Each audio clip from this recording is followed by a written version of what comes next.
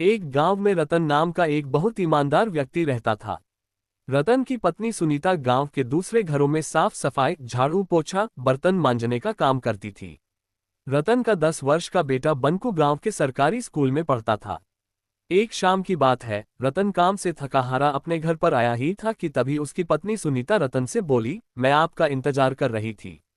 रतन, क्या हुआ? सब कुछ ठीक तो है? आज तुम्हारा चेहरा क्यों उतरा हुआ है? सुनीता, बात ही कुछ ऐसी है।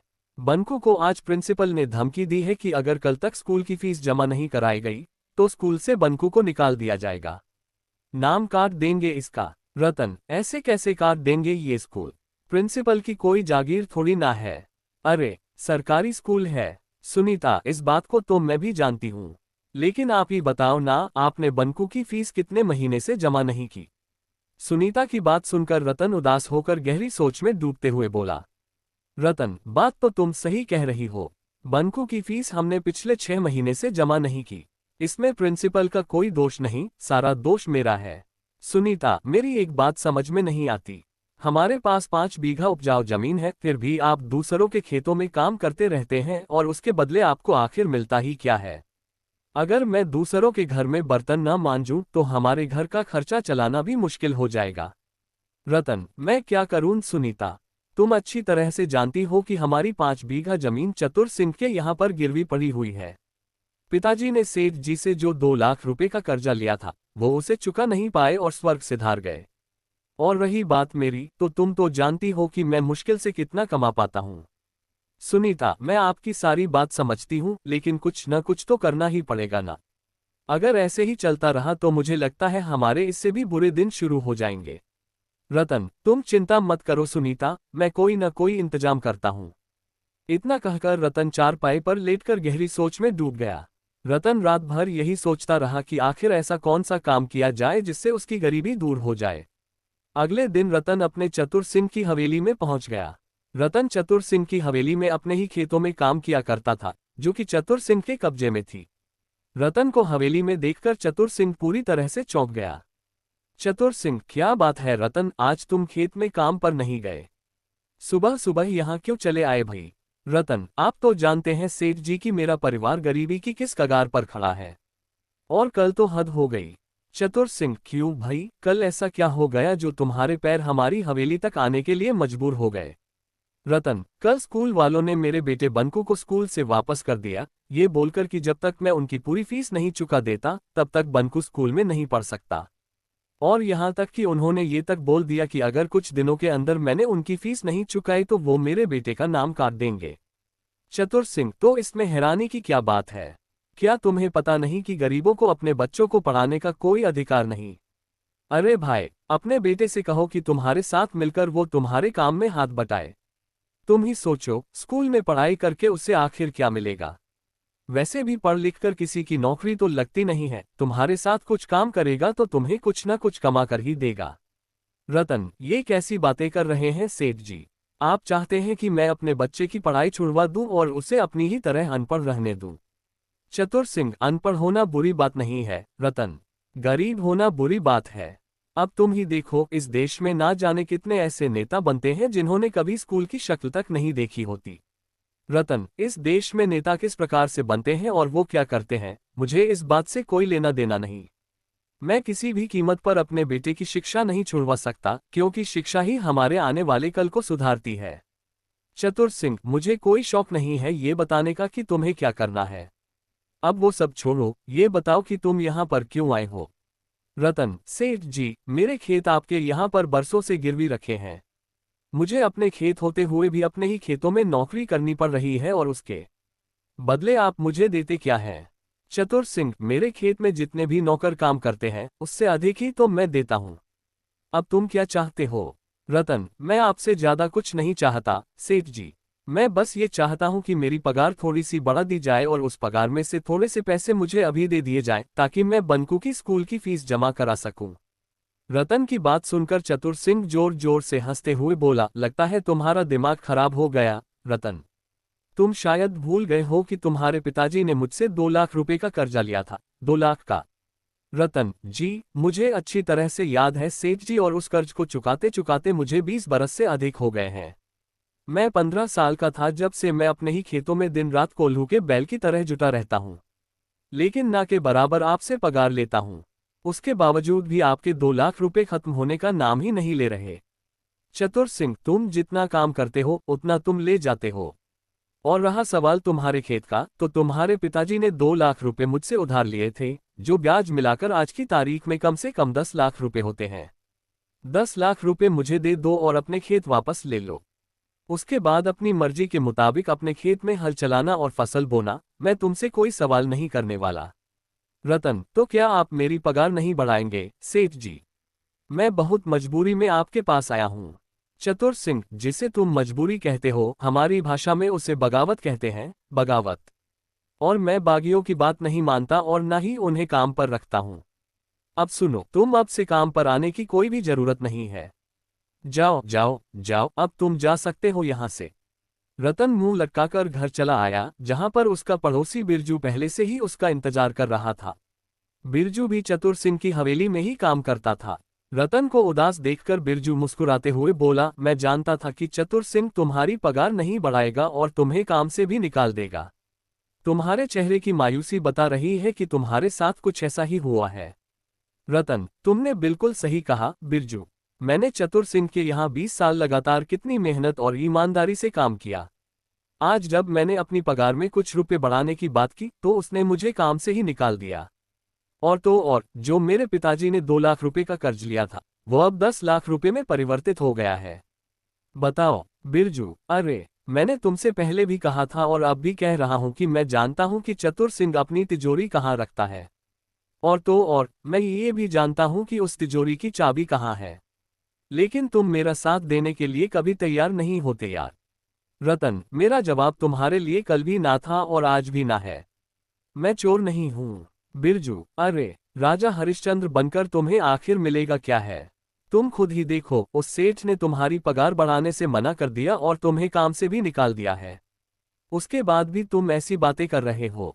रतन, हाँ, अगर उसने मुझे काम से बाहर निकाल दिया तो ये उसका स्वभाव है भाई। मैं उसके स्वभाव की वजह से चोर नहीं बन सकता। मुझे अपनी ईमानदारी पर पूरा भरोसा है। एक ना एक दिन मेरे दिन जरूर बदलेंगे।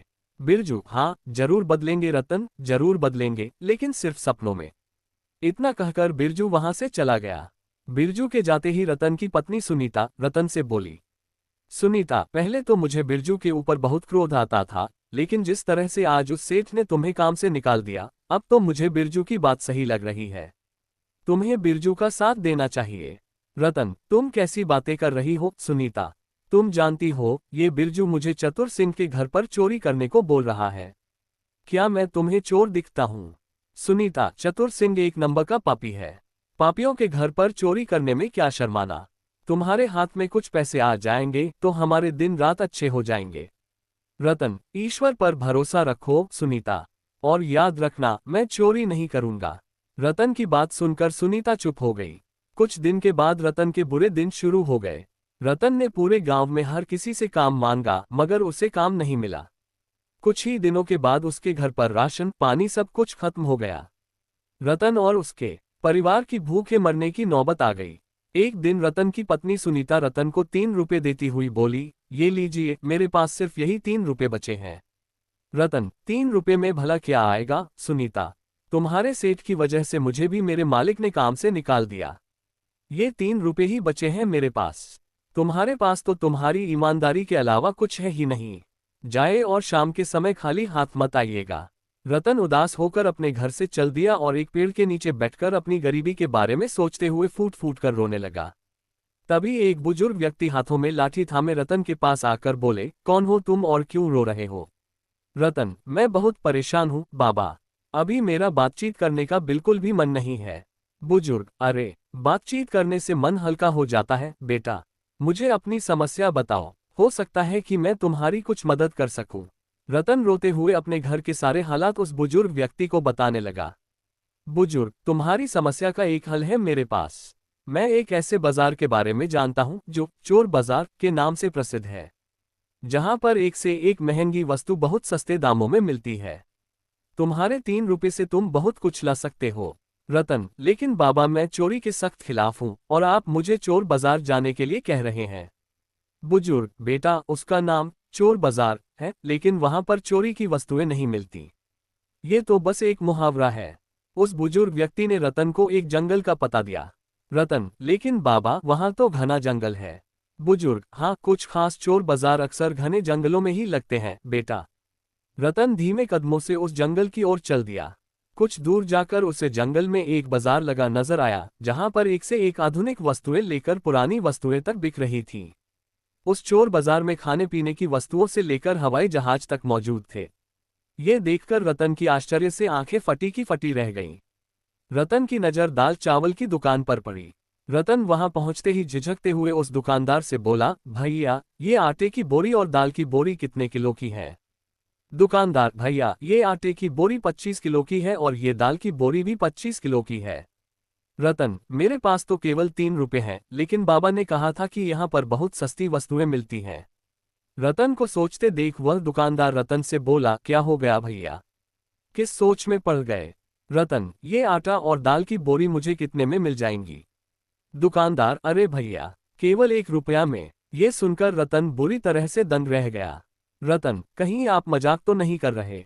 दुकानदार, अरे भैया मुझे लग रहा है कि आप यहाँ पर नए हो। रतन ने बिना देर किए 1 रुपया दे दिया और बोरी को उठाकर घर ले आया। घर आकर सुनीता, अरे आपके पास तो कल 3 रुपए थे, क्या आप किसी से पैसे उधार लेकर आए हो? रतन, पागल हो गई हो क्या? मुझ जैसे गरीब को कौन भला पैसे उधार देगा? इतना बोलकर रतन ने सारी बात अपनी पत्नी सुनीता को बता दी। सुनीता, अगर ऐसी बात है तो फिर आप उस चोर बाजार से वस्तुएं लाकर कोई व्यापार क्यों नहीं शुरू करते? रतन, लेकिन अब मेरे पास केवल 1 रुपया ही बचा है। सुनीता, कोई बात नहीं। आपने कहा कि उस बाजार में 1 रुपया में कोई भी महंगी वस्तु मिल जाती है। आप 1 रुपया की कोई भी महंगी वस्तु ले लीजिए और उसे बेच दीजिए। फिर अगले दिन जो मुनाफा हो उससे और अधिक सामान ले आइए। रतन को अपनी पत्नी की बात पसंद आई। अगले दिन वह फिर से चोर बाजार पहुंचा। वह सीधा एक कंप्यूटर की दुकान पर गया और एक महंगा कंप्यूटर 1 रुपया में खरीद कर ले आया और गांव में बेच दिया। रतन को उस कंप्यूटर से पूरे 20,000 रुपये का मुनाफा हुआ। इसके बाद ऐसा रोज होने लगा। कुछ ही दिनों में रतन के दिन बदल गए। अब बंकू सरकारी स्कूल में नहीं बल्कि एक महंगे प्राइवेट स्कूल में पढ़ने लगा। इधर रतन के टूटे फूटे घर की जगह एक बहुत बड़ा आलीशान मकान बन गया। कुछ महीनों बाद रतन सीधा सेठ के पास पहुंचा। रतन, सेठ जी ये लीजिए 10 लाख रुपए। सेठ, वो सब तो सही है रतन, लेकिन मेरी समझ में नहीं आता कि आखिर तुम इतने पैसे कहाँ से लेकर आए? रतन, सेठ जी आपको अपने कर्ज से मतलब है, इससे आपको कोई मतलब नहीं कि मैं ये पैसे कहाँ से लेकर आया। बाकी पूरा गांव जानता है कि मैं एक ईमानदार हूं, कोई भी गलत कार्य नहीं कर सकता। रतन का टकासा जवाब सुनकर सेठ अपने दांत पीस कर रह गया। वह चाहकर भी अब कुछ नहीं बोल सकता था, क्योंकि रतन अब उसकी बराबरी तक पहुंच गया था। रतन ने अपने पिता की जमीन छुड़ा ली। सेठ मन में, मुझे इसका पीछा करना पड़ेगा, सुना है कि ये अक्सर जंगलों में जाता रहता है। अगले दिन सेठ ने रतन का चुपके चुपके पीछा करना शुरू कर दिया।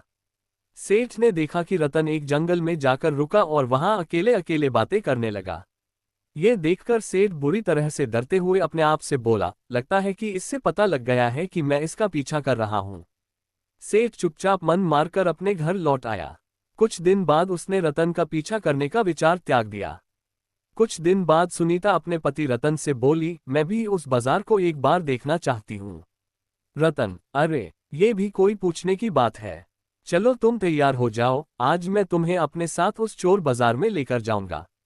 सुनीता तैयार होकर रतन के साथ सीधा उस जंगल में चली गई जहां पर वह चोर बाजार लगा करता था। मगर सामने का दृश्य देखकर रतन बुरी तरह से चौंक गया, क्योंकि वहां चोर बाजार का कोई नामोनिशान नहीं था। सुनीता, यहाँ तो कुछ भी नहीं है। रतन, मेरी बात का विश्वास करो सुनीता, यहीं पर ही चोर बाजार लगा करता था। मैंने यहीं पर बहुत सी वस्तुओं को खरीद कर बेचा है, सच कह रहा हूँ। तभी रतन की नजर उसी बुजुर्ग व्यक्ति पर पड़ी जो उसकी ही ओर आ रहा था। रतन, अरे बाबा, आप तो वही हैं जिन्होंने मुझे इस चोर बाजार का पता बताया था। वो चोर बाजार कहाँ गया? बुजुर्ग, वो एक बहुत ही खास चोर बाजार था बेटा। अब तुम धनवान हो चुके हो, अब तुम्हें उस चोर बाजार की कोई आवश्यकता नहीं। अब वो चोर बाजार यहाँ से हटकर कहीं और लग चुका है, क्योंकि वो चोर बाजार कभी भी एक जगह नहीं टिकता। इतना कहकर वो बुजुर्ग वहां से चला गया। सुनीता अपने पति की ओर देखकर बोली, लगता है आप अभी भी नहीं समझे। वो चोर बाजार असल में एक मायावी चोर बाजार था। ईश्वर ने आपकी ईमानदारी से प्रसन्न होकर शायद आपके ऊपर ये उपकार किया है। मुझे आपकी ईमानदारी पर गर्व हो रहा है। रतन, शायद तुम सही कह रही हो। रतन अपनी पत्नी के साथ घर लौट आया। वह आज भी सोचता है कि आखिर आज वो चोर बाजार कहाँ पर लगा होगा।